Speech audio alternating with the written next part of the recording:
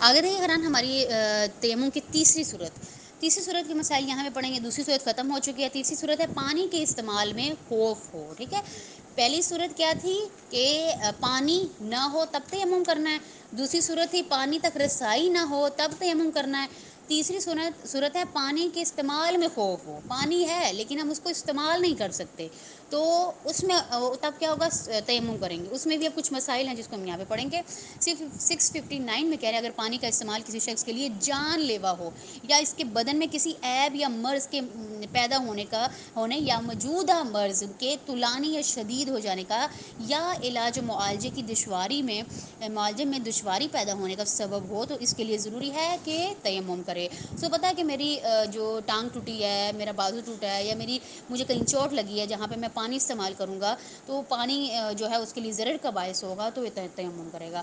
لیکن اگر پانی کی ضرر کو کسی طریقے سے دور کر سکتا ہو, ٹھیک ہے, پانی کے ضرر کو کسی طریقے سے دور کر سکتا ہے, تو مثلاً یہ کہ پانی کو گرم کرنے سے ضرر جو ہے دور ہو سکتا ہو, تو پانی گرم کر کے وضو یا غسل کرے گا, اپنی نماز ادا کرے گا, یا غسل کرے گا یا وضو کرے گا.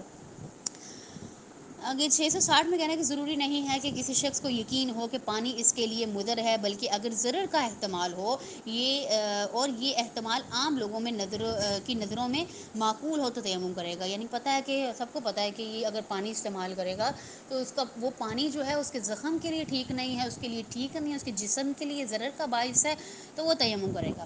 661 میں کہنے اگر کوئی شخص ضرر کے یقین یا احتمال کی وجہ سے تیمم کرے اور اسے نماز سے پہلے اس بات کا پتہ چل جائے کہ پانی اس کے لیے نقصان دہ نہیں تھا, اس کا جو تیمم جو تھا وہ باطل ہو جائے گا. اور اگر اس بات کا پتہ نماز کے بعد چلے تو وضو یا غسل کر کے دوبارہ نماز پڑھنا ضروری ہو جائے گا اس کے لیے, سوائے اس کے ضرر کے یقین یا احتمال کے باوجود وضو یا غسل کرنا ایسے ذہنی بے چینی کا باعث ہو جسے برداشت کرنا مشکل ہو. یعنی کہ اس صورت میں نہیں ہے کہ اس صورت میں وضو یا غسل آپ نہیں کر سکتے, کیونکہ آپ کو پتہ ہے کہ وضو کیا یا غسل کیا تو آپ کے جسم کے لیے وہ ٹھیک نہیں رہے گا, ضرر کا باعث بن جائے گا, تو تب آپ نہیں کر سکتے. لیکن آپ کو پتہ ہے کہ میں کر سکتا تھا اور میں جان بوجھ کے نہیں کیا اور نماز پڑھ لی اس کے ساتھ, تو پھر اس کا جو تیمم تھا وہ باطل ہو جائے گا, اور دوبارہ اس کے لیے نماز اس کے سر پہ ہوگی کہ وہ نماز پڑھے.